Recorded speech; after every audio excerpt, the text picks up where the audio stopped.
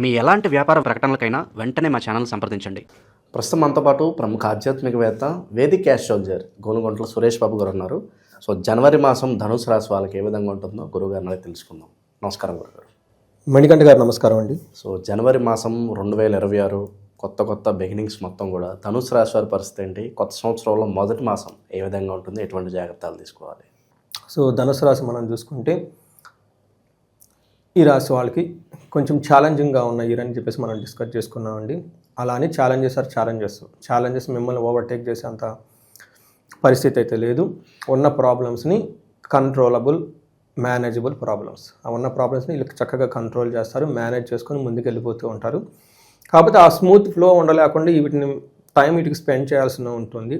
ఇవి రాకుండా ప్రికాషన్స్ తీసుకోవాలి. ఒకటి రాకుండా ప్రికాషన్స్ ఇలాంటివి వస్తే మేనేజ్ చేసుకొని ముందుకు వెళ్ళిపోవాలి.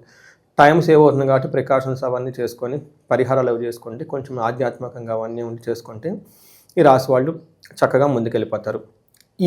ఈ మంత్ కూడా జనవరి మంత్ కూడా వీళ్ళు కొంచెం ఛాలెంజింగ్గా ఉంటుంది. బట్ అవన్నీ చక్కగా మేనేజ్ చేసుకొని ముందుకెళ్ళిపోతారు ఈ రాశి వాళ్ళు. భయపడిన అవసరం అయితే లేదు.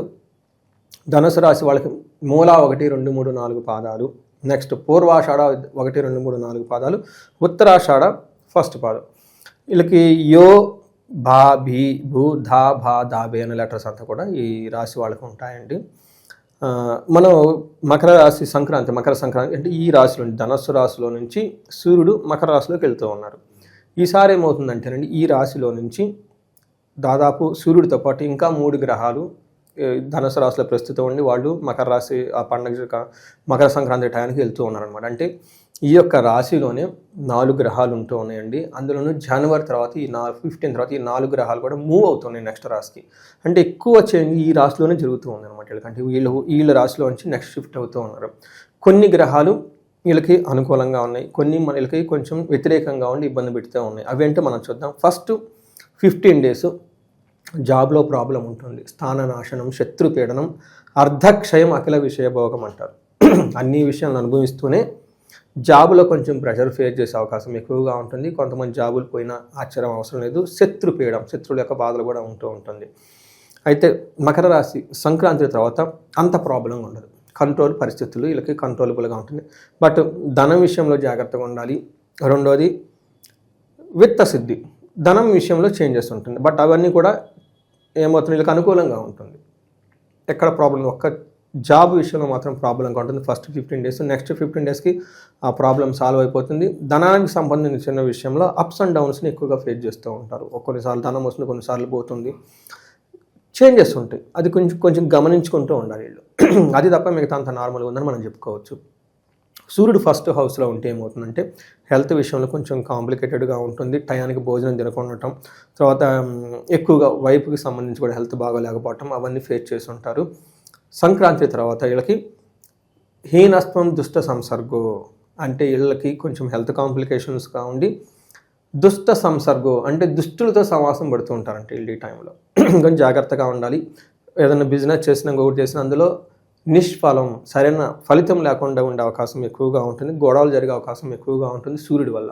సేమ్ కుజుని వల్ల కూడాను జ్వరం రావటం, కొంచెము రాక్షస పీడనం, రాక్షస పీడనం అంటారు. అంటే దిష్టి తగలటము, శత్రువులకి రకరకాల వీళ్ళ మీద ఈ ప్రయోగాలు ఇవన్నీ చేయటం, దెబ్బలు తగలటం అవన్నీ జరుగుతూ ఉంటుంది.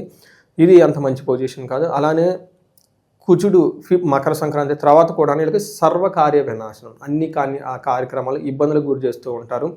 ఎగైన్ సదా దుర్జన సంపర్క, చెడ్డవాళ్ళతో సమావాసం పట్టడం. చెడ్డవాళ్ళు అంటే వీళ్ళకి ఉపయోగం లేని పనులతో టైం స్పెండ్ చేసుకోవటం, డబ్బులు స్పెండ్ చేసుకోవటం, ఆ తర్వాత అయ్యో అనవసరంగా టైము పోయింది, డబ్బులు పోయినాయి అనుకోవటం, ఏదో అవమానంగా ఫీల్ అయ్యే అవకాశం ఎక్కువగా ఉంటుంది ఈ రాశి వాళ్ళకి.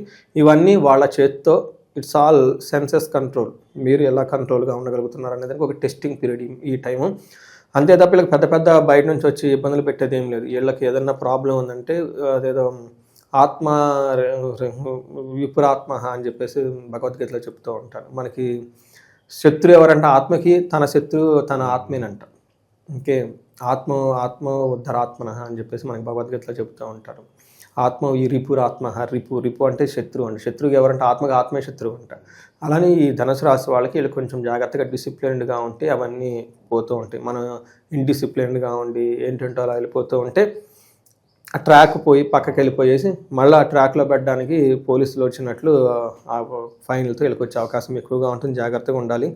అయితే శుక్రుడు క్లోజింగ్ ఈ మంత్ అంతా ఎండ్ క్లోజింగ్ వీళ్ళకి చాలా బాగుంటుంది. శుక్రుడు చక్కగా విజయాన్ని ఇస్తూ ఉంటారు. శుక్రుడు వీళ్ళకి కుటుంబ సౌఖ్యం, ఆరోగ్యం, యశత్కరం, కీర్తి ప్రతిష్టల్ని, కుటుంబం అంతా బాగుండటుంది. స్త్రీలతో బాగుంటారు. వస్త్రలాభం అంతా చూపిస్తూ ఉంటుంది. మంచి ఫుడ్ టయానికి తింటూ కుటుంబంతో చక్కగా ఆర్థిక ఇబ్బందులన్నీ నిలదొక్కొని ఒక మంచి క్లోజింగ్తో వెళ్ళే అవకాశం ఎక్కువగా ఉంటుంది ఈ మంత్ అంతా. సో ఇలా ఈ ఫలితాలు ఎలా కంటిన్యూ అవ్వాలంటే ఎటువంటి పరిహారాలు చేసుకుంటే బాగుంటుందంట? ఇది చాలా మంచి క్వశ్చన్. ఈ రాశి వాళ్ళకి చాలా మంచి క్వశ్చన్. ఎందుకు అంటే వీళ్ళకి అర్ధ అష్టమ శని నడుస్తుంది. ఈ టైంలో వీళ్ళు స్లోనెస్, డిసిప్లైన్తో రిజల్ట్ వస్తుంది. దూకుడుగా ఉంటే తర్వాత డిసిప్లిన్ లేకపోతే రిజల్ట్ ఉండదు. ఇది గమనించుకోవాలి. రెండోది కుటుంబ సభ్యులతోటి చాలా పేషెన్సీగా ఉండాలి. 1-2 స్టెప్పులు వెనక్కి తగ్గి ఉండి వాళ్ళని హీరోలు చేసి కుటుంబ సభ్యులను వదిలిపెడితేస్తే మీ జోలు రారు. లేదు అంటే మీరు ఏదైనా చేయాలనుకుంటే వాళ్ళు మీ మీద రిటర్న్ అయ్యా ప్రాబ్లమ్స్ ఎక్కువ చేసే అవకాశం ఎక్కువగా ఉంటుంది. శనికి సంపూర్ణ శాంతి పూజలు ఈ రాశి వాళ్ళు చేయించుకోవాలి. ఈ రే కొంచెం ఛాలెంజింగ్గా ఉంటుంది కాబట్టి గురువుకు సంపూర్ణ శాంతి పూజలు చేయించుకోవాలి.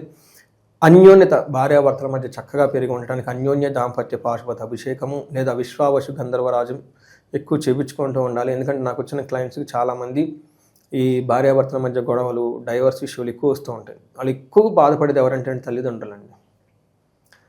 ఎన్ఆర్ఐలకి పర్టికులర్గా వాళ్ళు తెలవకుండా వీళ్ళు తెలవకుండా వాళ్ళిద్దరు పూజలు చేస్తున్న వాళ్ళు చాలామంది ఉంటారు.